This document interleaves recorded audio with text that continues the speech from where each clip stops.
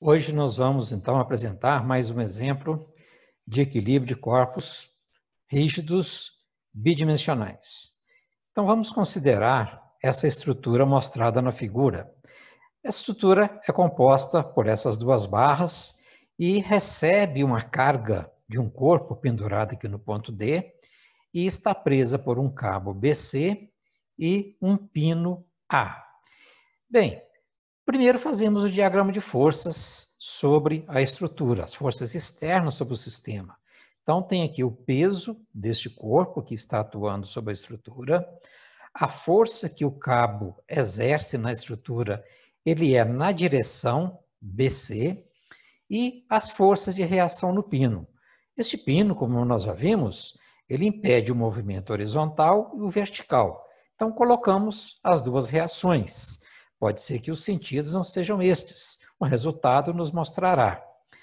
Quais são as condições de equilíbrio do corpo rígido para o nosso sistema e estrutura? A primeira condição é que a resultante das forças é igual a zero, ou seja, a soma das forças em x tem que ser zero e a soma das forças no eixo y também tem que ser igual a zero. A segunda condição de equilíbrio é que o somatório dos momentos das forças que atuam sobre o sistema tem que ser igual a zero. Colocamos o ponto A como referência para calcular o momento. Poderia ser o ponto A, poderia ser o B, poderia ser o C. Vamos tomar o ponto A e vocês vão verificar por quê. Vejam bem, aplicando, portanto, a primeira condição de equilíbrio, nós vamos precisar calcular a soma das forças em x e em y.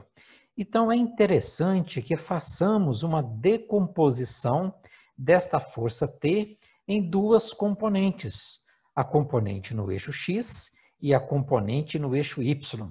Vejam que a componente em x eu posso calcular em função do ângulo neste triângulo retângulo que o cabo forma com o eixo vertical ou que ele forma com o eixo horizontal. Para este triângulo, esse lado vale 6. Este também vale 6. Então, esses ângulos são iguais. Tanto faz calcular em relação a este ou em relação a este. Bem, vamos então aplicar aqui o somatório das forças em x inicialmente e em y. Calculando então em y, nós temos que na vertical, a força y é vertical para cima e a força ty vertical para baixo. E ainda o peso também que atua sobre a estrutura. Então, a soma dessas três forças tem que ser igual a zero, considerando para cima positivo e para baixo negativo. Vamos chamar esta equação de equação número 1. Aplicando agora para o eixo x. Nós temos a força x para a direita e a força tx para a esquerda. Então, ax menos tx é igual a zero. Vamos chamar de equação 2. Por enquanto, para essas duas equações, nós não conseguimos encontrar nenhuma das 4 incógnitas, ou 3, se considerarmos que tx e ty são componentes de t. Pois bem, aplicando agora o momento, somatório dos momentos em relação ao ponto A. Vejam que quando consideramos o ponto A, nós estamos eliminando o momento dessa força AX e desta força Y que atuam diretamente no ponto A. Lembre-se que momento é o produto entre o vetor posição com o vetor força, ou o produto da força pelo seu braço. No caso destas duas forças, os braços são nulos, porque elas atuam no próprio ponto. Para a força TY, a mesma coisa. A linha de ação da força TY passa pelo ponto A.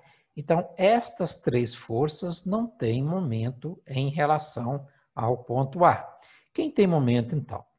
Vejam que a força TX, em relação ao ponto A, tende a fazer essa estrutura girar no sentido anti-horário, causando, portanto, um momento positivo.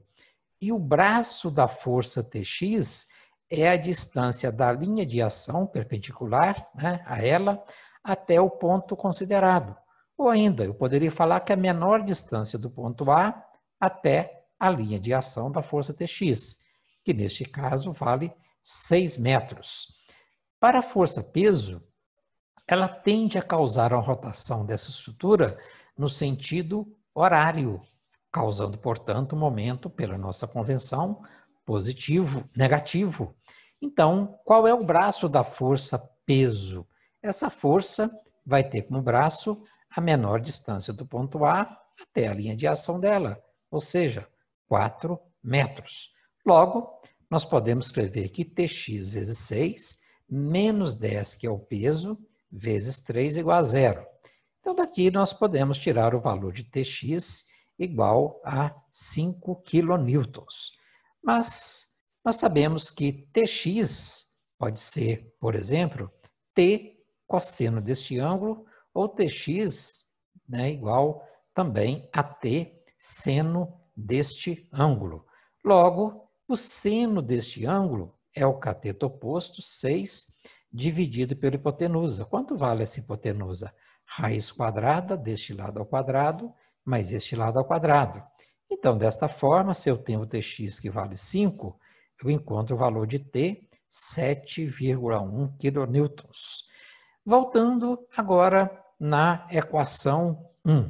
Da equação 1, eu posso escrever que AY é igual a 10 mais TY. Logo, AY vai ser igual a 15 kN. Porque o que é TY? TY seria T cosseno deste ângulo. O cosseno deste ângulo é este lado 6, dividido pela hipotenusa BC, igual a este valor. Então, na verdade, o TY tem o mesmo valor de Tx.